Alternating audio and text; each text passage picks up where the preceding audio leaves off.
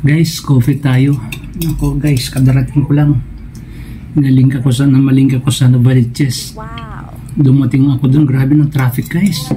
11:30 na ako nakadating ng bayan Novaliches, Quezon City. Alam mo guys, grabe ang traffic.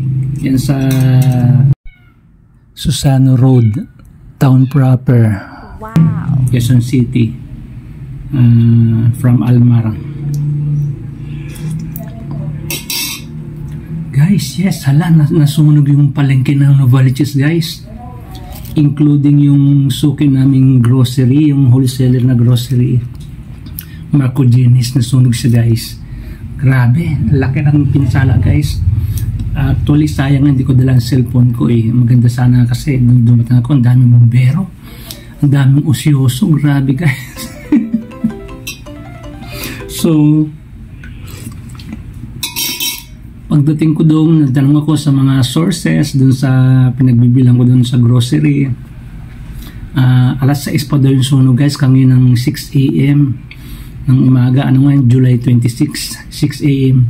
Kaso dumating daw guys yung mga bumbero is 10 AM, alas 10, grabe, imagine 6 ang start ng sunog, 6, 7, 8, 9, 10, almost 4 hours bago dumating ang respond ng yung mga fire trucks guys. Alas 10 na dumating, grabe talaga. Kung alam nyo ba, familiar kayo sa palengke guys ng Novaliches, yung sa may sentro, yung mayroong going down, tapos may going up ulit, yung may kalsada na going down, going up, may andun, may mga itlog, may mga isda, may mga grocery, may mga prutas, may mga saging, andun, halos andun lahat guys. Grabe, tupok lahat yun guys. Sinilip ko kanina kasi nakikita siya bagsak ang lahat ng bubong, bagsak.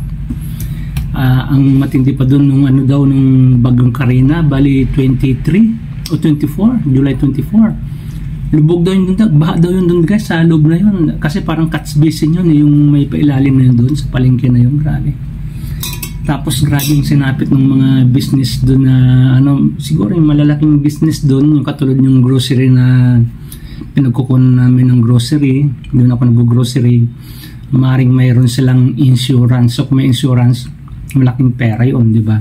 Pero yung mga small time na business doon, yung mga small time businessmen, so bali kung ano yung puhunan nila, kawawa naman, wala silang puhunan. Natupok lahat ng apoy, grabe.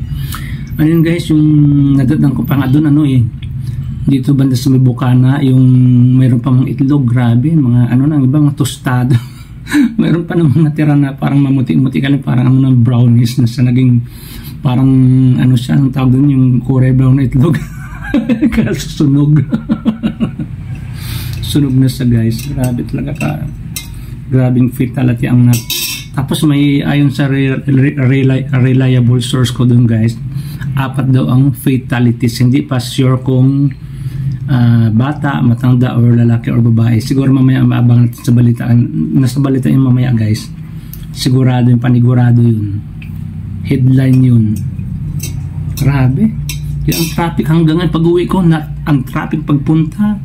Pag uwi, ang traffic pa rin. Grabe talaga, dami. Ang daming usi guys. Isa na ako dun. Nga guys, maamoy, masangsang sa amoy, tapos marami pang usok. Kung dumating ako, may nagpapampamay bombero kasi dun sa lower part may mga apoy-apoy pa dun na yung nakita ko, may mga pula, may mga may mga baga, tapos ang kapal pa ng usok. Sayang nga, hindi ko nga dala yung cellphone ko guys Bali,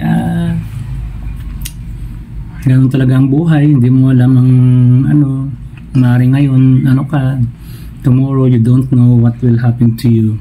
Well, that's life, ito nga. Kape muna tayo guys. Diyos ko, grabe, kinakaban ako nung doon ako, grabe. Doon sa kabilang building yung hindi natupok ng nakita ko doon may mga nakatambak siguro nung kasalukuyan na yung malakas ang yung apoy.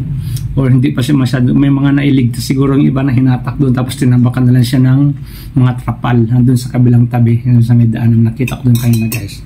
Sayang lang di ko dala talaga cellphone ko. But anyway, I deliver you some news That was a reliable source, guys. A reliable source. I'm telling you. It's not a fake news. It's true. Thank you guys for watching. Bye. Kan dumating ko, gumawa agad ako ng video guys eh.